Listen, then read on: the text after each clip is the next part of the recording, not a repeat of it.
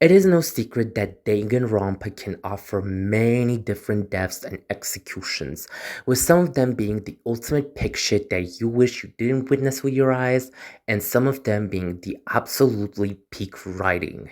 In this video, we are going to talk about some of the most iconic and best deaths in Danganronpa history, and I'm going to let you know what are my favorite executions and body discoveries from each of the three main games.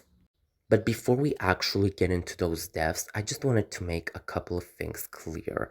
First of all, some of y'all are gonna be hurt, okay? Some of y'all are gonna be hurt because your favorite body discoveries and executions may not appear on the list. However, I just wanted to let you know that my opinion is exactly what it is. It's my opinion, and it's completely fine if you guys disagree with my opinion, but what I'm trying to say here is that you don't need to take it to a personal level, okay? Okay. Most of these I tried to rank based on how positively shocking and scary they happen to be for me. And mini spoiler, Hiyoko, Mikan, and Ibuki are absolutely not appearing in this video. With that out of the way, let's just get into this.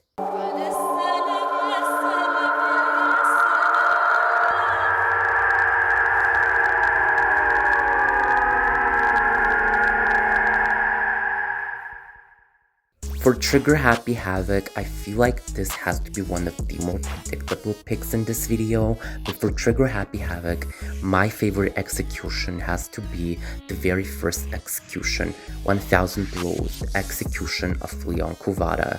So this is basically the one execution that sets the bar for the entire Danganronpa series, and rightfully so because, oh my lord. I feel like all of us could perfectly tell how much pain Leon was going through during his execution. For killing Sayaka Mizuno, Leon gets pulled and tied to a pole, and after that, Monokuma starts shooting baseballs at his body. What I find crazy about this execution is how, compared to some of the other ones from the future, this execution somehow happens to be one of the more grounded ones.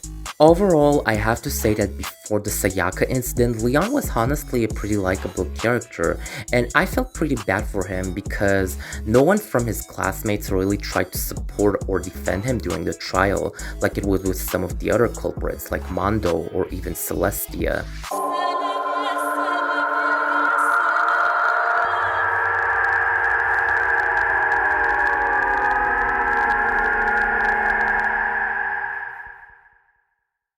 Now, for the body discovery section, I decided to go with Sakura Ogami's body discovery in chapter 4. Honestly, there are many factors that contributed to this body discovery being, in my opinion, one of the most memorable ones in Danganronpa history. First of all, during Sakura's body discovery, there is absolutely no blood on sight. That alone already makes this body discovery hit different. Second of all, I feel like it is a pretty common knowledge in the fandom that upon body discoveries, you can hear someone else's distorted voice in the background. And in the fandom, it is known as the distorted laughter of Junko Enoshima. However, during Sakura's body discovery, that voice effect never procs.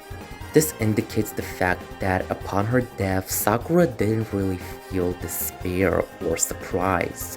And finally, I just wanted to mention how Sakura just literally died with a smile. Seeing someone else die is already quite traumatizing, however seeing them die with a smile, in my opinion, is double the trauma. That fact is also another contributor to just how unique Sakura's whole case felt. So long story short, Sakura had to give up her life to protect the ones that she loved the most. And her plan actually worked, with no more murders happening in Hope's Peak. And despite all that, still I have to admit that Sakura was honestly the only character from Trigger Happy Havoc that I wish stayed alive alongside the original 6 survivors. She seemed like a very likable person, plus her skills and intelligence seemed to be quite decent too. And honestly, in my opinion, Sakura has to be the try not to say murder challenge meme before it was a thing. This girl managed to stay as a warrior till her last breath, and honestly, that's very applaudable, and I do wish that she gets her flowers within the fandom.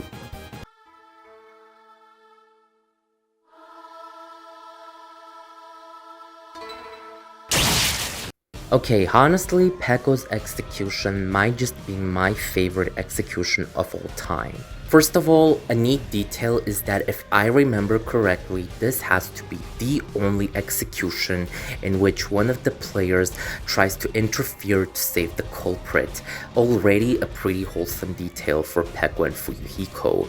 And honestly, I just wanted to say that in my opinion, this execution was honestly one of the most creative ones in Danganronpa history.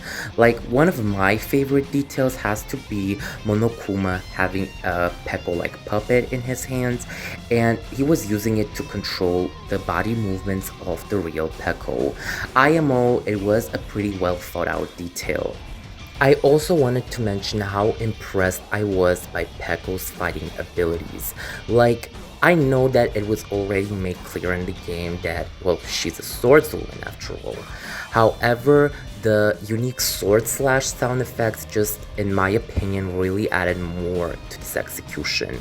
And finally, the most important detail about this one is how Pekko fought in the end, that she destroyed the one thing that she sworn to protect with her entire existence. Honestly, when I was going through Danganronpa Goodbye Despair myself, I initially thought that Pekko was going to be like the Kyoko of the cast, and that she would help the main character with solving the cases on every trial, and seeing her like this honestly was a pretty tough pill to swallow. And finally, for this one, I just wanted to compliment the background music and the beautiful background vocals that were heard in the beginning of the execution and sometime near the end of it.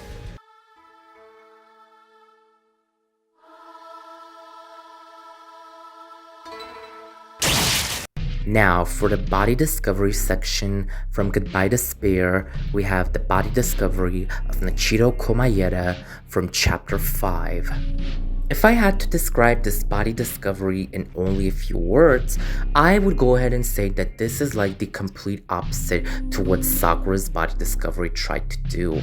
While Sakura's body discovery was trying to disturb the players by how weirdly calm and collected its atmosphere was, Nichiro's body discovery just scares the shit out of you with how sanguinary and painful this whole view felt.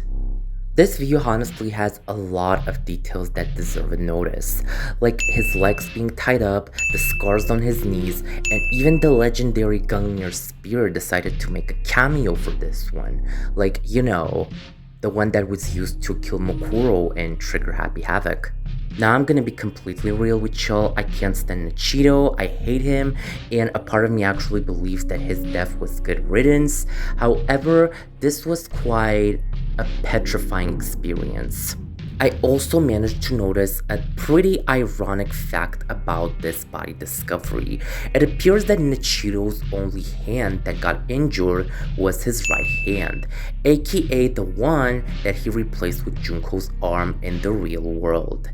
I know, absolutely disgusting.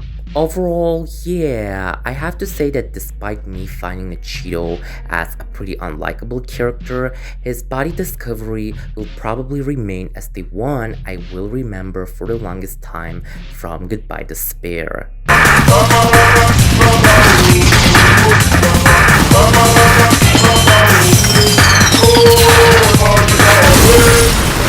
I'll admit that once it came down for V3, it was pretty hard to pick one favorite execution from that game because honestly, all of the executions were quite memorable and creative in their own ways.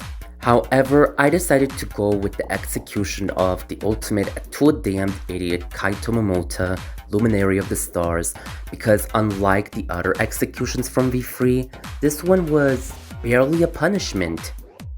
Kaito's execution is titled Blast Off Second Ignition and is actually based on the very first execution, the original Blast Off, aka the execution of Jin Kiridiri, the previous headmaster of Hope's Peak High and the dad of Kyoko Kirigiri. It's kinda cool to think about how full circle Danganronpa came with this one. Like, the creators kicked the game with a blast off, and then in V3 we have Blast Off Second Ignition, aka the one execution that also happens to be the final official execution in the franchise history. And also, like I have mentioned earlier, what really makes this execution stand out to me is the fact that, well, this execution was barely punishing for the Kaito himself. You see, the thing here is that Kaito finally managed to fulfill the dream that he had for his whole life, and with the help of this execution, he finally manages to go to space.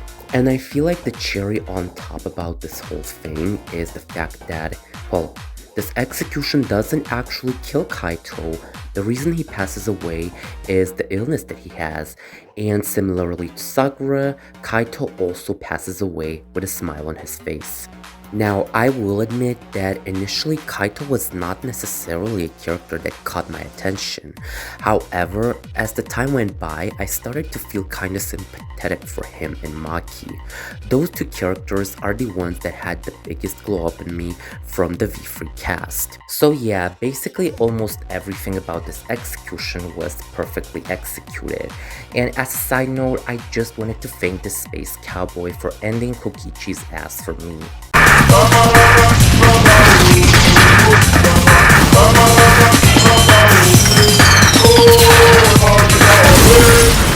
You know, I feel like all of you could see this one coming, but for the best body discovery from V3 in this video, we have Ryoma Hoshi.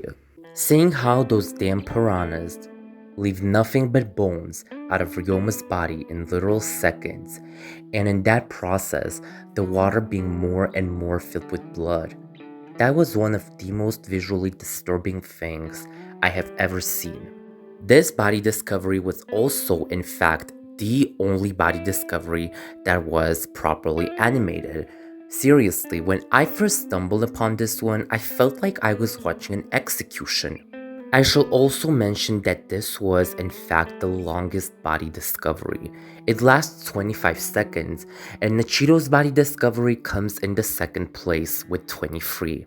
I also find it ironic how him and Gundam basically shared the opposite motivations. Gundam wanted to protect his life and the lives of his friends. And then there's Ryoma, whose main shtick was basically, I wanna end me. Overall, I have to say that in my eyes, Ryoma Hoshi still ended up being a surprisingly good character and a welcome addition for the V3 cast. And despite having only one trial he could deal with, he still managed to prove that he also had a decent amount of intelligence. Like, Ryoma was actually one of the few people to suspend Tsumugi in killing Rentaro. My favorite moment with Ryoma has to be, well, anytime he said anything at all. Now, I think this has to be pretty much it for this video. Thank you to everyone who watched this video till the very end. Don't forget to press the like button under this video. Don't forget to subscribe to my channel if you haven't subscribed to it yet. Don't forget to share this video with other people close to you. And I will see you in the next one.